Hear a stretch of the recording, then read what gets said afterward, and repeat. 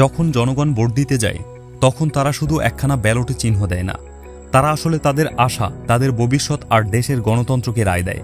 কিন্তু সেই রায় যদি আগেই নির্ধারিত থাকে, তবে নির্বাচন কমিশন শুধু আনুষ্ঠানিক ঘোষণা দেয়, তাহলে সেই নির্বাচন আর নির্বাচনের নাম থাকে না, সেটি হয় এক প্রহসন, এক নাটক।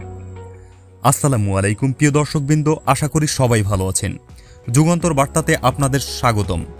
আজ আমরা কথা বলবো বাংলাদেশের নির্বাচন কমিশনের স্বাধীনতা, তাদের সামনে থাকা চ্যালেঞ্জ আর বাস্তব প্রেক্ষাপটে তারা আসলে কি ভূমিকা রাখছে তা নিয়ে।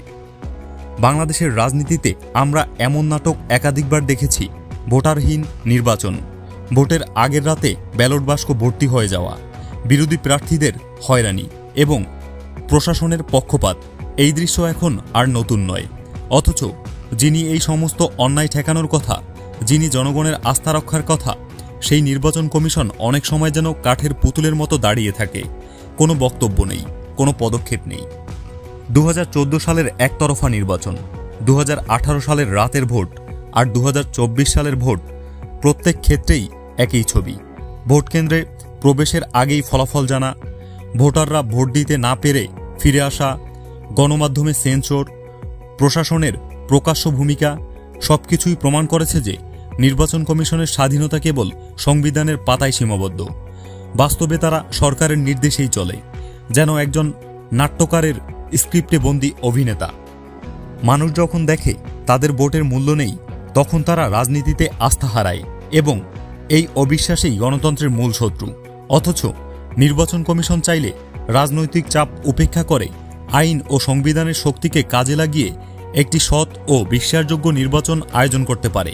কিন্তু তার জন্য প্রয়োজন সাহস, সততা এবং জনগণের প্রতি দায়বদ্ধতা, যা আমরা দুর্ভাগ্যবশত বহু বছর ধরেই দেখতে পাচ্ছি না। অনেক সময় দেখা যায় কমিশন গঠনের সময়ই রাজনীতির প্রভাব শুরু হয়।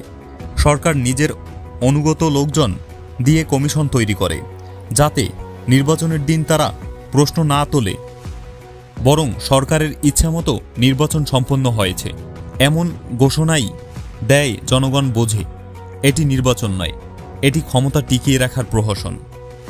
এমন পরিস্থিতিতে গণতন্ত্রের মানচিত্র অন্ধকার হয়ে যায়।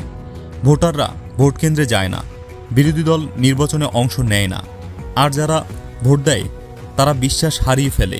নির্বাচন কমিশনের উচিত ছিল এই অবস্থা থেকে দেশকে উদ্ধার করা, কিন্তু তারা নিজেরাই যেন প্রশাসনের ছায়ায় হারিয়ে গেছে।